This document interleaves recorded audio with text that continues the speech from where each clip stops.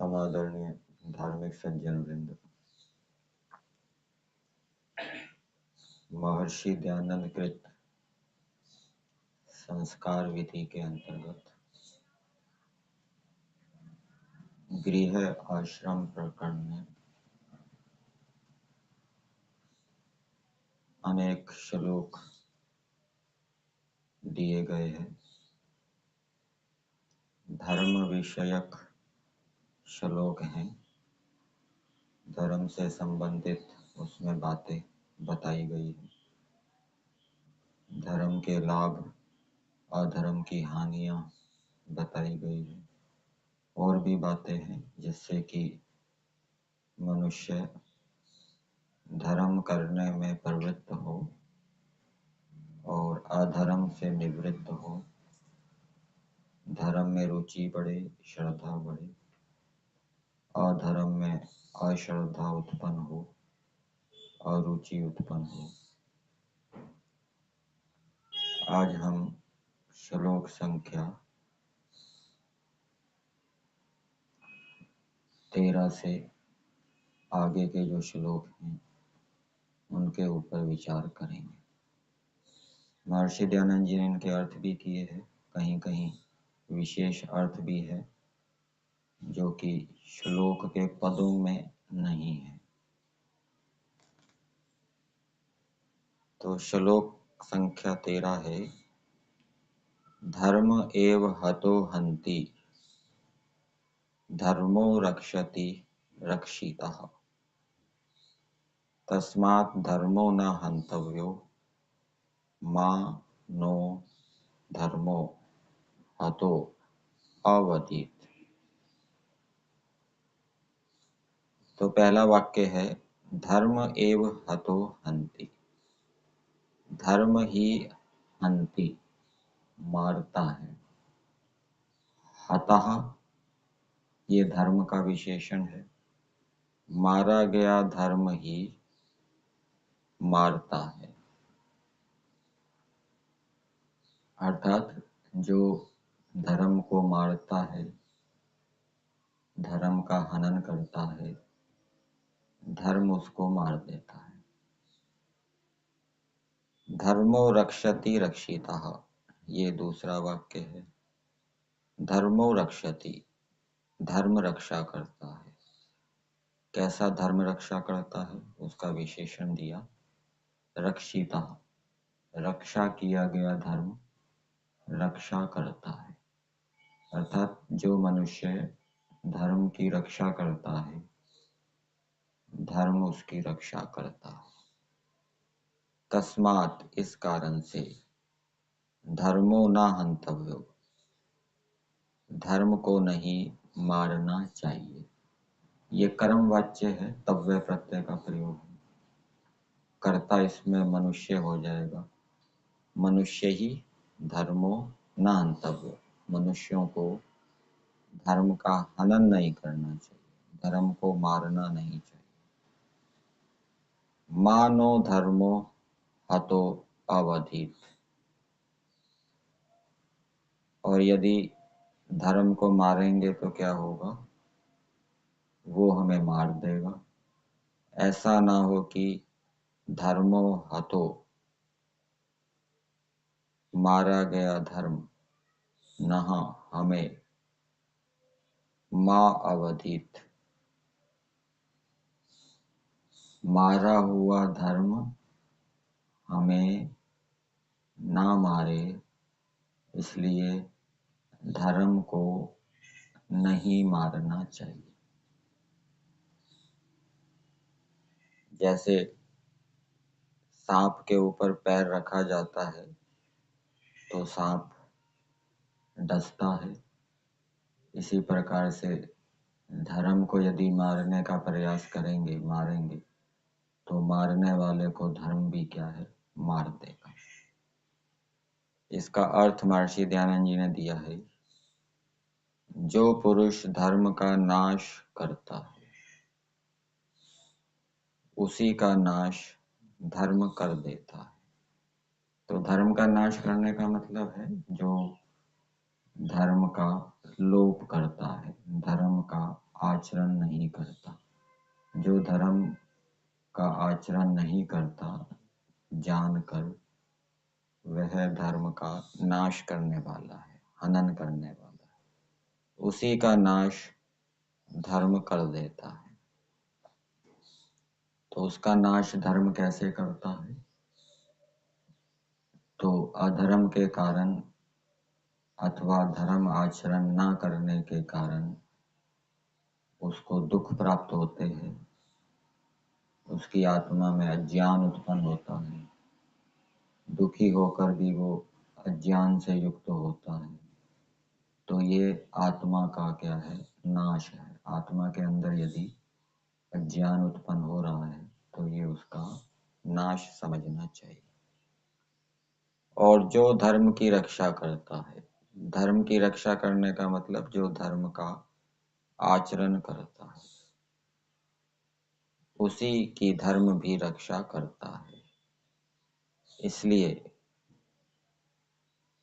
उसी की धर्म भी रक्षा करता है। कैसे रक्षा करता है? धर्म का आचरण करने से उस मनुष्य को ज्ञान विज्ञान की प्राप्ति होती है, सुख की प्राप्ति होती है। और ये जो ज्ञान विज्ञान है ये उसको क्लेशों से बचाता है, क्लेशों से उसकी रक्षा करता है। जो अधर्म का आचरण करता है उसकी आत्मा अज्ञान अंधकार में डूब जाती है और इस कारण से फिर उसके ऊपर शत्रु रूपी क्लेशों का आक्रमण होता है जो उसको मारते हैं। इसलिए मारा हुआ धर्म कभी हमको ना मार डाले, इस भय से धर्म का हनन अर्थात त्याग कभी ना करना चाहिए। तो यदि धर्म आचरण ना करने का जो परिणाम है, फल है, वो यदि पता होगा तब मनुष्य क्या है, धर्म को ना करने से डरेगा। और यदि उसका फल नहीं पता, धर्म आचरण ना करने का फल नहीं पता, तो फिर वो धर्म आचरण ना करने से डरेगा नहीं। इसलिए धर्म आचरण ना करने अथवा अधर्म आचरण करने से डरना चाहिए। ईश्वर से भी डरने की बात आई है, ईश्वर से भी डरना चाहिए। तो ईश्वर से डरने का मतलब क्या है कि यदि हम अधर्म आचरण करेंगे या धर्म का आचरण नहीं करेंगे तो ईश्वर उसके फल स्वरूप हमें दुख देंगे, दंड देंगे। तो इस कारण से ईश्वर से भी भय करना चाहिए, क्योंकि धर्म तो नाश क्या करेगा, वो तो ईश्वर की न्याय व्यवस्था में ईश्वर की ओर से धर्म आचरण ना करने का फल मिलेगा, अधर्म आचरण करने का फल मिलेगा। अगला श्लोक देखते हैं, श्लोक संख्या 14। वृषो हि भगवान धर्मः तस्य यः कुरुते हि अलम् वृषलं तम विदुः देवाः तस्मात् धर्मं न लोपयेत्। धर्म का नाश क्यों नहीं करना चाहिए? एक तो कारण ये बताया पहले कि यदि धर्म का नाश करेंगे तो धर्म उसका नाश कर देगा, जो धर्म का नाश करने वाला है। दूसरा और कारण बता रहे हैं धर्म का नाश क्यों नहीं करना चाहिए, क्योंकि जो धर्म का नाश करता है विद्वान लोग उसको नीच कहते हैं। तो पहली बात बताई, वृषो ही भगवान धर्म। धर्म के दो विशेषण दिए, एक वृष और दूसरा भगवान। धर्म को भगवान कहते हैं। भगवान शब्द के दो अर्थ होते हैं। एक तो ऐश्वर्य से युक्त और दूसरा ऐश्वर्य को देने वाला। अब धर्म के प्रसंग में ऐश्वर्य से युक्त अर्थ तो नहीं घटेगा, ऐश्वर्य को देने वाला ये अर्थ घट जाएगा। मनुष्य के परिप्रेक्ष्य में मनुष्य को भी भगवान कहते हैं, तो वहां पर दोनों अर्थ घट जाएंगे। मनुष्य धन आदि या धर्म आदि ऐश्वर्य से युक्त भी होता है और उनको देने वाला भी होता है। तो ये धर्म कैसा है? भगवान है, ऐश्वर्य को देने वाला है। भग का अर्थ ऐश्वर्य होता है। और दूसरा विशेषण दिया धर्म का, वृष। ये धर्म क्या है? वृष है। वृष का अर्थ किया सुख की वृष्टि करने वाला। ये धर्म क्या है? सुख की वृष्टि करने वाला। जब वर्षा होती है तो थोड़े ही समय में बहुत पानी धरती के ऊपर गिरता है। ऐसे ही धर्म भी क्या है? बहुत सुखों को देने वाला, बहुत सुखों को देने वाला है। जैसे उदाहरण दिया जाता है कि तू घर चल, तेरे ऊपर डंडों की वर्षा होगी। डंडों की वर्षा होगी मतलब खूब तेरे को डंडे पड़ेंगे। धर्म भी क्या है? खूब सुखों को देने वाला है। ये वृषु धातु है, वृषु सेचने है। वृषु सेचने अर्थ में है, सिंचन करना। तो धर्म आत्मा का सिंचन करता है।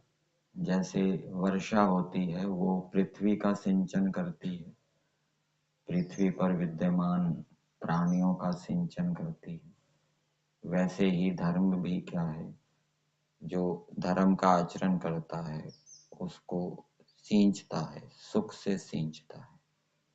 और जब सिंचन होता है तो प्राणियों की वृद्धि होती है।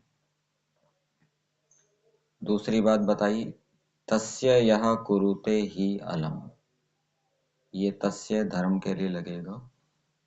उस धर्म का जो अलम लोप करता है। अलम शब्द समर्थ अर्थ में भी होता है और लोप अर्थ में भी होता है। एक वाक्य का प्रयोग संस्कृत में किया जाता है, हंसो मत, अलम हसीतेन। अलम के साथ तृतीय विभक्ति होती है। विवाद मत करो, अलम विवादेन। तो विवाद मत करो मतलब विवाद को रोको, विवाद का लोप करो। तो क्री धातु के साथ जब इसका प्रयोग होगा तो लोप करने अर्थ में। यह कुरुते ही अलम, जो धर्म का लोप करता है। अलम कुरुते का मतलब हो जाएगा लोप करता है।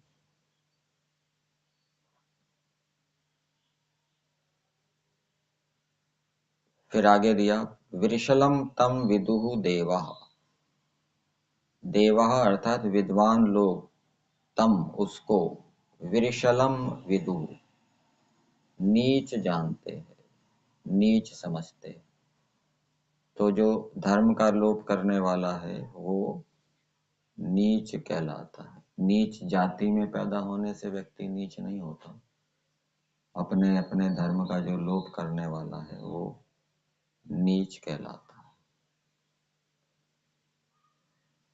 और ये भी चर्चा आती है कि धर्म आचरण से शूद्र उन्नति करता हुआ ब्राह्मणत्व को प्राप्त कर लेता है और अधर्म आचरण से ब्राह्मण भी क्या है? अधोगति को प्राप्त होता हुआ शूद्रत्व को प्राप्त कर लेता है। तो धर्म का नाश करने वाला व्यक्ति क्या है? नीच होता है। तस्मात् धर्मम न लोपयेत। इस कारण से मनुष्य धर्म का लोप ना करे। फिर आगे एक श्लोक दिया है, ये महाभारत का है। ये ऊपर के 2 श्लोक मनुस्मृति के समझने चाहिए। न जातु कामान न भयान न लोभात् धर्मं त्यजेत जीवितस्यापि हेतोः धर्मो नित्यः सुख दुख तु अनित्ये जीवो नित्यो हेतुरस्य तु अनित्य है। कामात काम से, भयात भय से, लोभात लोभ से, ना धर्मम त्यजेत धर्म का त्याग ना करे। धर्म का त्याग करना या लोभ करना या नाश करना एक ही बात है। जीवितस्यापि हेतु, जीवित ये जीवन के कारण से, जीवन के कारण से भी काम से धर्म का लोप ना करे, लोभ से भी धर्म का लोप ना करे, और जीवन के कारण से भी धर्म का लोप ना करे।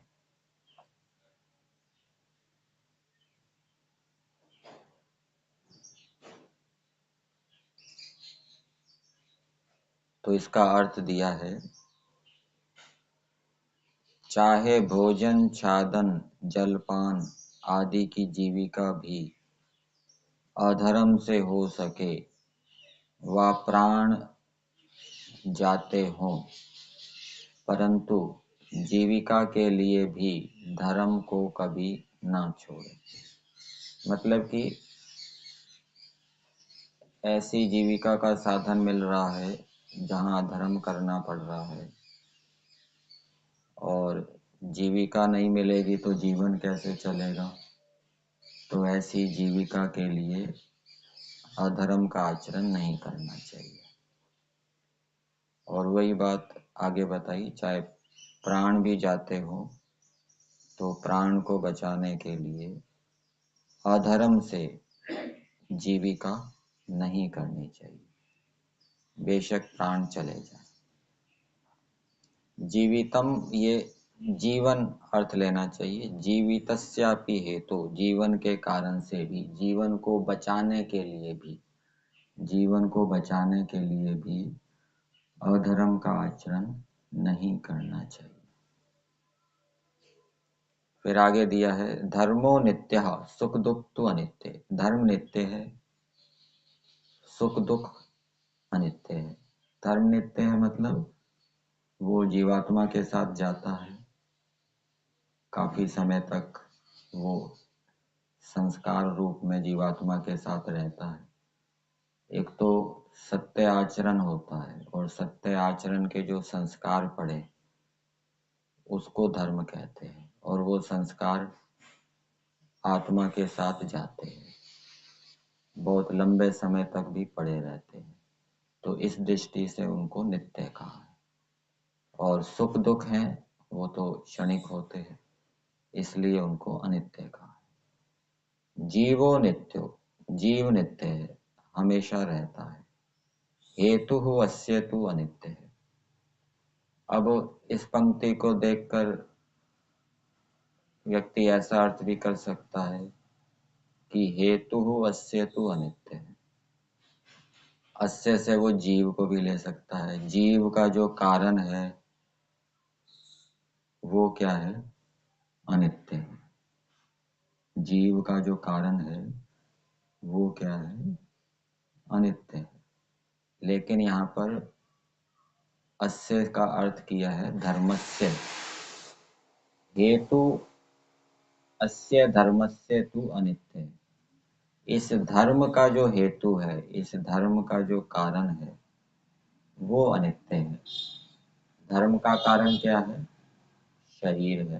शरीर के कारण जीवात्मा धर्म करता है, तो धर्म का कारण अनित्य है, शरीर अनित्य है, जीव क्या है? नित्य है। इसलिए अनित्य के लिए नित्य को नहीं छोड़ना चाहिए। तो इसका अर्थ दिया है महर्षि दयानंद जी ने, मनुष्यों को योग्य है कि काम से अर्थात झूठ से कामना सिद्ध होने के कारण, कोई कामना यदि झूठ बोलकर सिद्ध हो रही है तो ऐसी कामना सिद्ध नहीं करनी चाहिए। निंदा स्तुति आदि के भय से भी धर्म का त्याग कभी ना करे। धर्म का त्याग करने पर कोई स्तुति करे, प्रशंसा करे, तब भी धर्म का त्याग नहीं करना चाहिए।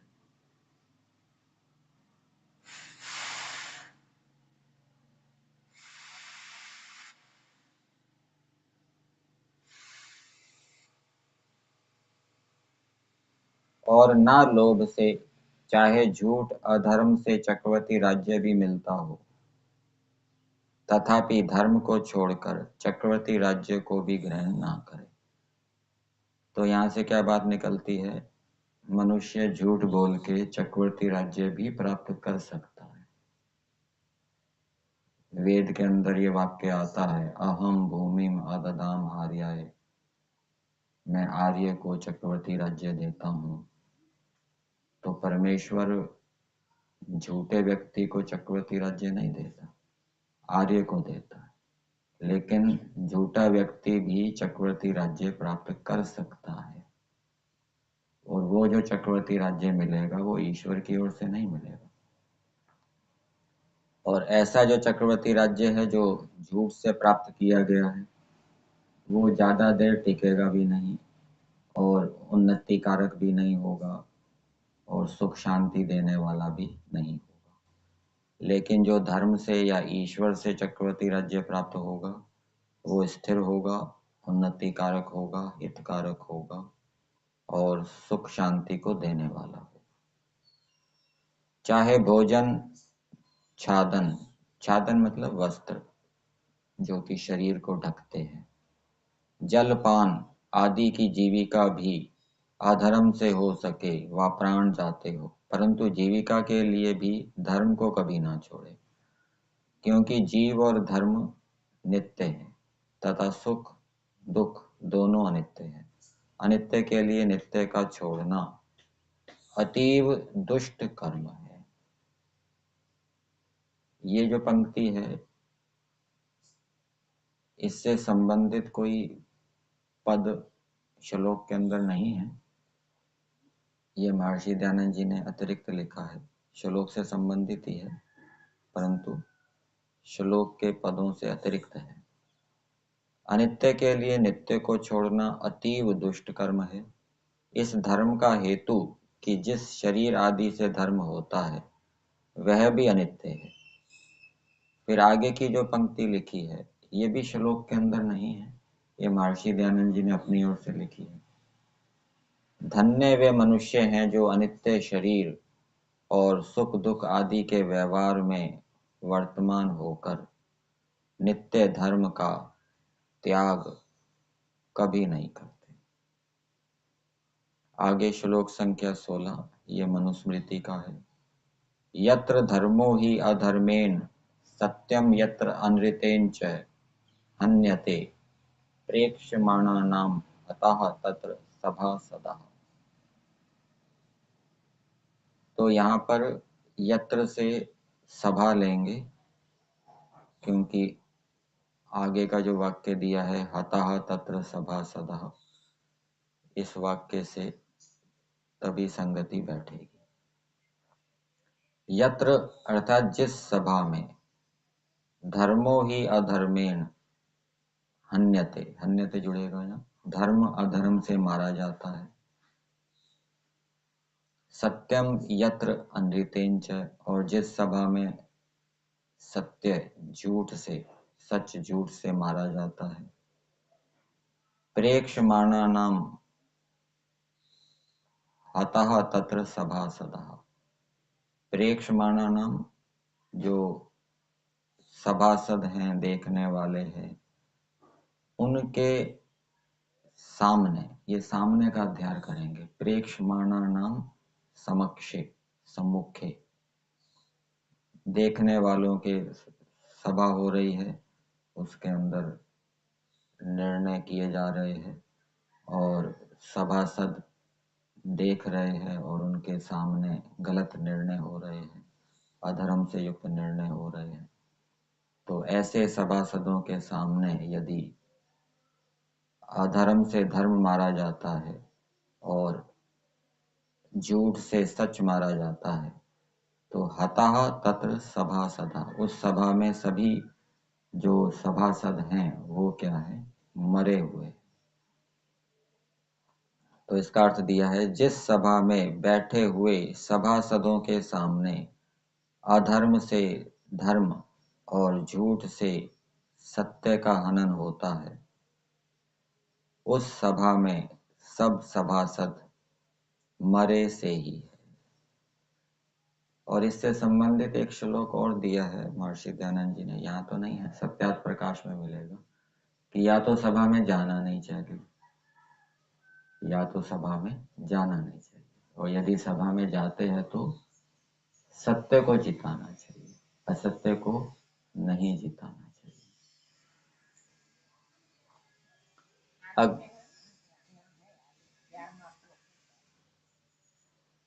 अगला श्लोक 17, ये भर्तृहरि जी का जो वैराग्य शतकम है उसमें से लिया गया है। निंदन्तु नीति निपुणा यदि वा स्तुवन्तु, लक्ष्मीः समाविशतु गच्छतु वा यथेष्टम्, अद्यैव वा मरणमस्तु युगान्तरे वा, न्यायात् पथः प्रविचलन्ति पदं न धीराः। निंदन्तु नीति निपुणा, नीति में निपुण व्यक्ति यदि निंदा करें, अर्थात जो सांसारिक व्यवहारों में, काम धंधों में कुशल हैं, ऐसे व्यक्ति चाहे निंदा करें, यदि वा स्तुवन्तु, अथवा वो स्तुति करें, लक्ष्मी ही समाविशतु, लक्ष्मी आवे, अच्छी प्रकार से प्रवेश करे, गच्छतु वा यथेष्टम, अथवा यथेष्ट वो चली जावे। ये समावेशतु क्रिया का कर्ता लक्ष्मी है, गच्छतु क्रिया का भी कर्ता लक्ष्मी है। अद्यैव वा मरणमस्तु युगांतरे वा, आज ही मरणम होवे, मृत्यु होवे, अथवा युगांतर बहुत समय के बाद होवे। न्यायात पथा, न्याय के मार्ग से, प्रविचलंती पदम न धीरा, जो धीर लोग हैं वो एक पद भी न्याय के मार्ग से विचलित नहीं होते। तो इसका अर्थ दिया है, सब मनुष्यों को यह निश्चय जानना चाहिए कि, क्या निश्चय करना जानना चाहिए कि धीर पुरुष कैसे होते हैं। धीर पुरुष के विषय में ये निश्चय पूर्वक जानना चाहिए। धीर पुरुष के विषय में निश्चय पूर्वक जानेंगे तभी तो धीर पुरुष बनेंगे, और धीर पुरुष के विषय में निश्चय नहीं होगा, संशय होगा, तो फिर धीर कैसे बनेंगे। कि चाहे सांसारिक अपने प्रयोजन की नीति में वर्तने हारे चतुर पुरुष निंदा करें। सांसारिक अपने प्रयोजन की नीति में वर्तने हारे चतुर पुरुष निंदा करें। तो यहाँ सांसारिक अपने प्रयोजन, जो मनुष्यों का अपना सांसारिक प्रयोजन होता है, उसमें जो कुशल होता है, किसी को धन चाहिए, किसी को मकान चाहिए, गाड़ी चाहिए, या किसी को और कुछ चाहिए, उसके लिए वो लगा हुआ है और कुशलता से लगा हुआ है, तो ये हो जाएगा सांसारिक अपने प्रयोजन की नीति में जो चतुर हैं वो निंदा करें व स्तुति करें, लक्ष्मी प्राप्त होवे अथवा नष्ट हो जावे, आज ही मरण होवे अथवा वर्षांतर में मृत्यु प्राप्त होवे। वर्ष के बाद, यहाँ श्लोक के अंदर युगांतर दिया है, तो युग का अर्थ क्या किया महर्षि दयानंद जी ने? वर्ष के बाद, वो वाला युग नहीं किया, चतुर्युग के बाद या कलयुग के बाद या द्वापर युग के बाद।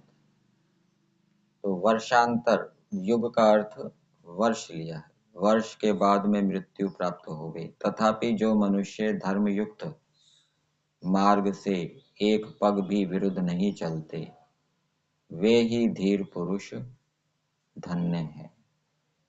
तो श्लोक के अंदर तो धीर पुरुष कैसे होते हैं ये बताया गया है, लेकिन महर्षि दयानंद जी ने और क्या जोड़ा कि ऐसे जो धीर पुरुष हैं वो धन्य होते हैं। धन्य का मतलब धन्य हैं, धन से युक्त होते हैं। एक सूत्र आता है अष्टाध्यायी के अंदर, धन गणम लब्धा। तो जो धन को प्राप्त करने वाला होता है उसको क्या कहते हैं? धन्य। तो ऐसे पुरुष धन से युक्त होते हैं। कौन से धन से युक्त होते हैं? धर्म रूपी धन से युक्त होते हैं, अथवा स्थिर धन से युक्त होते हैं, सुख देने वाले धन से युक्त होते हैं, ऐश्वर्य से युक्त